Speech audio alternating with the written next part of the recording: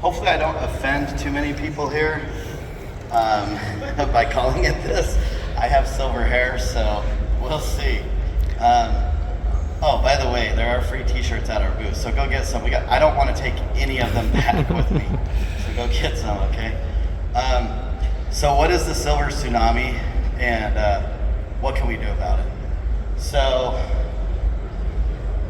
it's basically this idea that a lot of the baby boomers, a lot of the great engineers are getting ready to retire or want to retire.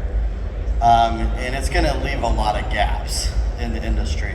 And so really there's a massive resource problem. Or there's about to be a massive resource problem, especially in test and measurement. So every year, this data is from Boston, something group, I don't remember. Anyways, basically 1 in 3 engineering roles is gonna go unfilled each year. And millions of unfilled engineering jobs right now in the US, right? And unfortunately, test engineering is not that appealing to a lot of people. And so what this data tells me is that because there's 1 in 3 engineering roles going unfilled, that kind of test engineering is either left with the scraps or nobody.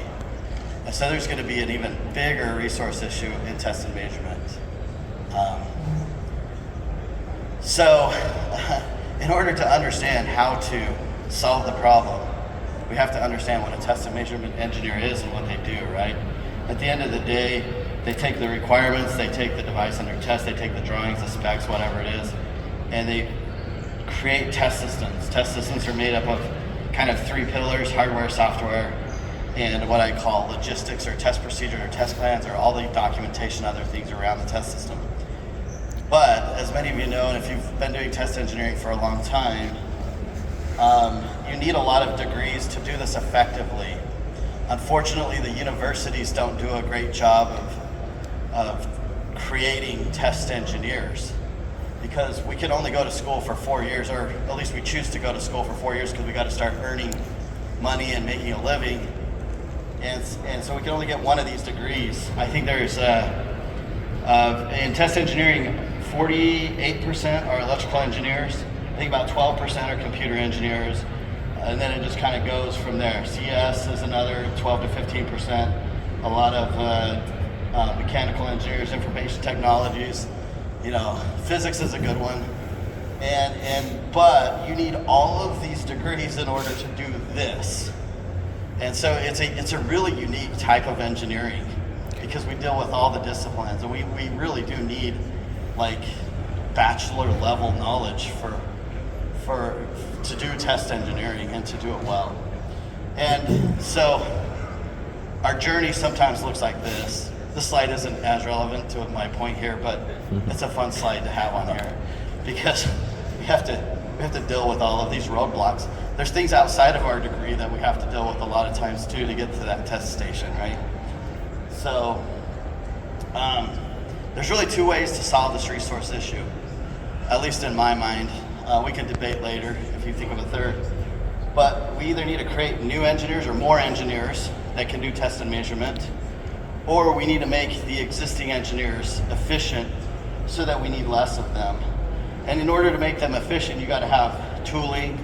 AI is going to help, and then we won't need as many. We have already some tools at Test Track, like our framework. That's already reducing the development times for software by up to 50% in some cases. And we're doing some AI initiatives. We have a program that we deal with to help create world-class test teams. It turns out that when you invest in your employees, they're more efficient. And that's what that testing builder is about, is to help create a world-class test team. Then on the other side, we can help create and generate new test engineers. We can train more, and we can fill that college gap. Like I said, you only come out of college with 1 degree generally, and there's a gap. If you come out with a CS degree, you need to know the hardware side of it. If you come out with a mechanical degree, you got to know the software and the electrical side of it. And so we have an onboard program that I kind of want to talk about a little bit.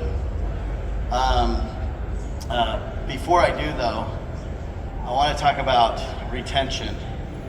The problem is we hire these test engineers and we throw them in a corner and hope they catch on to what we're doing. And we might assign them an old curmudgeon as their mentor, and he wants nothing to do with these new guys out of school. And so a lot of them just feel like their career's not going anywhere. They don't have a well-defined career path. And so within a year, everyone who goes into the test and measurement field, 31% of them switch careers. Either they go into R&D, they go into another engineering role that's not in test, or they leave just engineering altogether. In 1 to 2 years, another 30, or between the years 1 and 2, another 32%. This data is from Zippia.com. I don't know how reliable that is if you want to go look at it. And then eventually you get down to like 11 plus years, and only 5% of people who start their career in test and measurement are still doing test and measurement after 11 years. And what I've seen, at least in my career, is that it's really here that they actually start to get good at test and measurement, and they start to contribute. We're not getting them over this hump of contributing and feeling like they have a good career path and getting to where they need to be. And so this onboarding program that we've worked with several of our customers on, we haven't been pushing it as much because we're focused on our framework, but there's kind of 3 stages to it. You have to recruit the right people. Unfortunately, not all people who go to engineering school want to do test and measurement, and they're not suited for test and measurement. You have some very high potential engineers, and test and measurement generally is just not suited for those type of people. So you have to find the right type of fit for a test and measurement engineer. It has to be kind of that mid-level person who's really a great thinker, a great debugger, but not somebody who's going to go be an Elon Musk type, right? The other thing that we found is you want to source locally. You find universities that are around the company or whatever that are going to work in that area, and because then that reduces that flight risk. So it all starts with recruiting. You want to minimize that flight risk right there. The second one is the training aspect, where you fill that gap. You say, okay, you went to school to be an electrical engineer, we're going to teach you the CS side of it.